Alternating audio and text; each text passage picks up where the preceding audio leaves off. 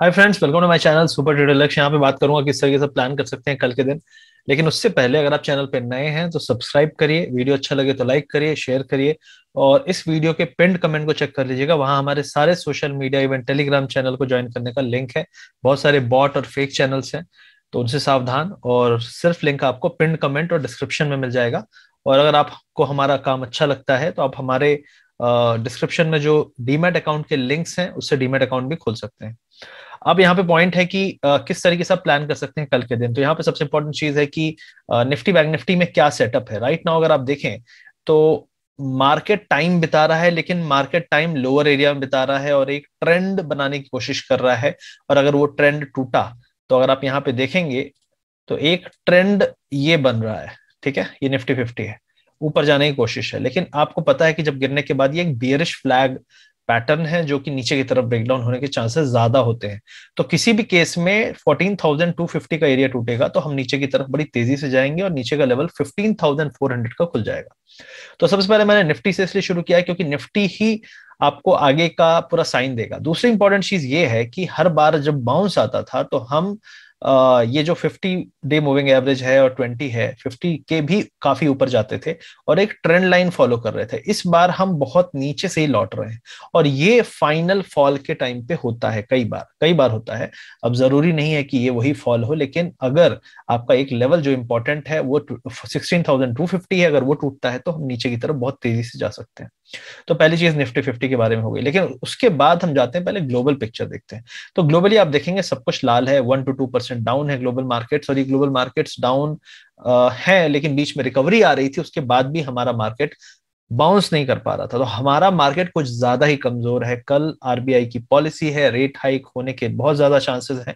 लेकिन एक इंपॉर्टेंट नजर ये रहेगी कि क्या आरबीआई आगे कितना ज्यादा हाइक करने पे, क्योंकि अगर फेड हाइक करेगा तो आरबीआई को भी हाइक करना पड़ेगा। तो अगर ज्यादा रेट हाइक होते हैं, कई लोग बोलते हैं बैंकों के लिए अच्छा है, ऐसा नहीं है। अगर रेट हाइक ज्यादा होते हैं तो आपको डिपॉजिट रेट बढ़ाने पड़ते हैं, और जब लोन रेट्स हाई होते हैं तो लोगों को लोन लेने का बहुत ज्यादा मन नहीं होता, क्योंकि सस्ता लोन सबको अच्छा लगता है, महंगा लोन किसी को पसंद नहीं है, तो महंगा हो जाता है लोन। ये एक इंपॉर्टेंट चीज है। अब यहाँ पे आपको क्या ध्यान देना है कि जो इंपॉर्टेंट फैक्टर है यूएसडी आईएनआर, जो करेंसी हमारी बहुत वीक है, 77.75 के आसपास है। अगर ये 8 या 9, 77.9 के ऊपर गई तो ये रिकॉर्ड हाई भी टच कर लेगी। राइट नाउ जिस एरिया पे क्लोज हो रहा है ये क्लोजिंग हाईएस्ट लेवल है मेरे हिसाब से। अगर आप यहाँ पे डॉलर इंडेक्स देखेंगे जो सबसे बड़ी तकलीफ दे रहा है इमर्जिंग मार्केट को और स्पेशली इंडिया को, आप देखेंगे यहाँ पे 102.8 है, ये 101.3 था। मैंने इसके बारे में कहा था, आप वॉच करके रखिएगा, ये बढ़ने वाला है। और आप देखिए उसी तरीके से जंप आया, ये मुझे लगता है 103.5 तक जा सकता है। तो यहाँ से और अपसाइड है। दूसरा है क्रूड ऑयल, अभी भी 119 के आसपास है, तो यहाँ पे कोई रिलीफ नहीं है। और तीसरा है बॉन्ड यील्ड्स, जो यूएस की 10 ईयर है वो 3 के ऊपर चल रही है। 3 के ऊपर बहुत ही ज्यादा रिस्क होता है। टेक सेक्टर में, आईटी सेक्टर में सेलिंग आती है, जो आज आपने देखी भी। तो ये सभी हो गए ग्लोबल फैक्टर्स। नैस्डैक की बात करूं तो नैस्डैक का अगर आप यहाँ पे पैटर्न देखें तो आपको लगता है ये बॉटम बनाने वाला पैटर्न है। बहुत ही कम चांस है कि ऐसे में ये बॉटम बनाएगा, क्योंकि जिस तरीके से ये वाली वेव का सेलिंग आया है उसके बाद ये छोटा सा बाउंस भी पहले जाके एक बार यहाँ पे वापस जाए, टेस्ट करे, थोड़ा समय बिताए और फिर धीरे धीरे ऊपर की तरफ जाए। This is the possibility. ऐसा नहीं है कि यहीं से बस सीधे ऊपर उठ के चले जाएंगे। ये भी पॉसिबिलिटी है कि हम इस रेंज को, ये एरिया को आके टेस्ट करें, जिसका लोअर एरिया है 10,900 और स्टार्ट होता है ये 12,000 से। तो मतलब जो हमारा रिसेंट का नैस्डैक का बेस था वो इसका उसका रेजिस्टेंस था। मतलब ये अभी अपने रिसेंट के लो को तोड़े, उसके नीचे जाए और लो जो था 10,900 वहां तक जाए, और फिर उसके बाद थोड़ा सा कंसोलिडेशन करे, तब जाके ये बेस फॉर्मेशन कंप्लीट होगा। फिलहाल बेस नहीं बना है, ये दिखा रहा है चार्ट। अब उसके अलावा हम बात कर लेते हैं यहाँ पे सबसे पहले कुछ स्टॉक्स की, फिर हम बैंक निफ्टी और निफ्टी का भी चार्ट यहाँ पे देख लेंगे। तो फिलहाल अगर सबसे पहले बजाज फाइनेंस की बात करूंगा मैं यहाँ पे। ये वीकली टाइम फ्रेम में लगा रखा हूँ। क्यों? क्योंकि मैं आपको ये दिखाना चाहता हूँ ओवरऑल पर्सपेक्टिव में, क्योंकि जब तक यहाँ पे आपको लगता है कि ये जो फॉल आया है उसके बाद ये जो बाउंस है ये सर्वाइव कर पाएगा, मेरे हिसाब से अभी आपको यहाँ पे काफी लंबा कंसोलिडेशन चलेगा। इस एरिया पे जो ये रेंज है, यहाँ पे काफी कंसोलिडेशन चलना चाहिए अगले 1 से 2 महीने, क्योंकि रेट हाइक रहेगा। अगर ये बेस्ट केस सिनेरियो बोल रहा हूं मैं आपको कि 5500 पे हम सपोर्ट ले लें।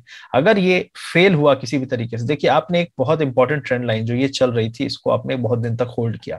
अब आप इसको ब्रेक किए हो ठीक है, एक बार हम ब्रेक किए, वापस से नीचे से ऊपर आए, यहाँ पे फेक ब्रेकआउट इसको कहेंगे, फिर उसके बाद गिरे।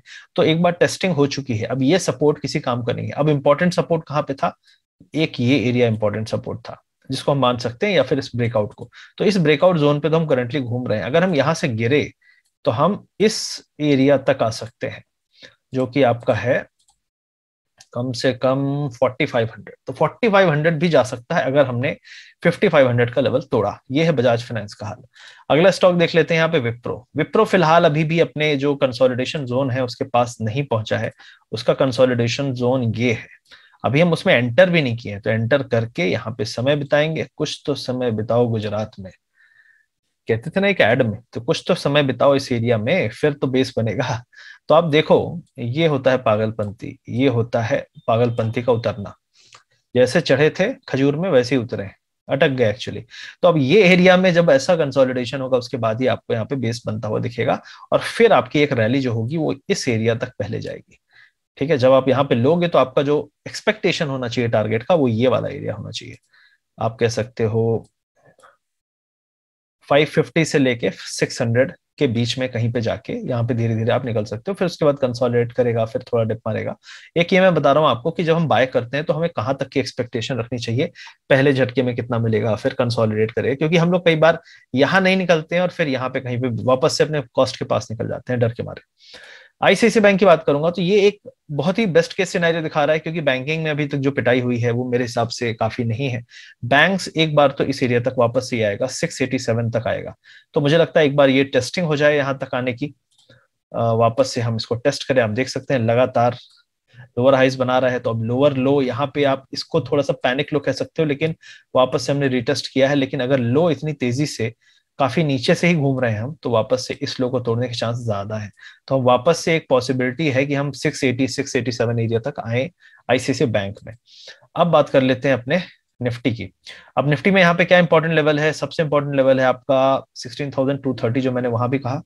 इसके ब्रेक होने पे आपका 15,670 का एरिया खुल जाएगा। तो मेरा कहना यह है कि अगर हम यहाँ से लौटते हैं तो आप एक चीज जान लीजिए, यहाँ पे कंजेशन आपको काफी दिखेगा, लेकिन ये कंजेशन से फाइट करने के बाद हम ऊपर आए थे। अगर हम वापस से इस एरिया में आए तो यहाँ पे जितने भी फाइटर थे ना, वो सारे के सारे डर जाएंगे, खतरे में आ जाएंगे, और फिर वो हर बाउंस पे सेल करने लगेंगे। तो ये एरिया थ्रेट पे आ जाएगा, 15,700 टूटने के चांसेस ज्यादा होंगे। एक और बहुत इंटरेस्टिंग चीज है, डेली टाइम फ्रेम में आप देखिए आरएसआई में लगातार एक, इसको फेक मैं मानूंगा क्योंकि जिस तरीके से आया था एचडीएफसी वाला न्यूज आपको याद है, तो ये पूरा का पूरा एकदम ट्रेंड प्रॉपरली चल रहा है, और हर बार हम जब इसको हिट कर रहे हैं वापस नीचे जा रहे हैं और नया लो बना रहे हैं। तो इस बार भी आरएसआई अगर यहाँ से मुड़ता है तो एक नया लो बनाएगा, और 19 तक भी जा सकता है, क्योंकि एक बार जा चुका है, कोविड टाइम पे गया था, हालत अभी भी कोई बहुत अच्छी नहीं है। तो हाई लेवल से अगर हम गिरते हैं तो हम यहाँ करीब करीब आप 20 से 24 आरएसआई के आसपास निकल सकते हैं, एक्सपेक्ट कर सकते हैं वहां तक का लेवल। तो फिलहाल अगर आप बोलते हैं कि सपोर्ट इमीडिएटली 230 पे है, गैप डाउन मिले 230 पे सपोर्ट मिल जाए तो कोई दिक्कत नहीं है, आप वहां पे शॉर्ट मत करो, थोड़ा वेट कर लो।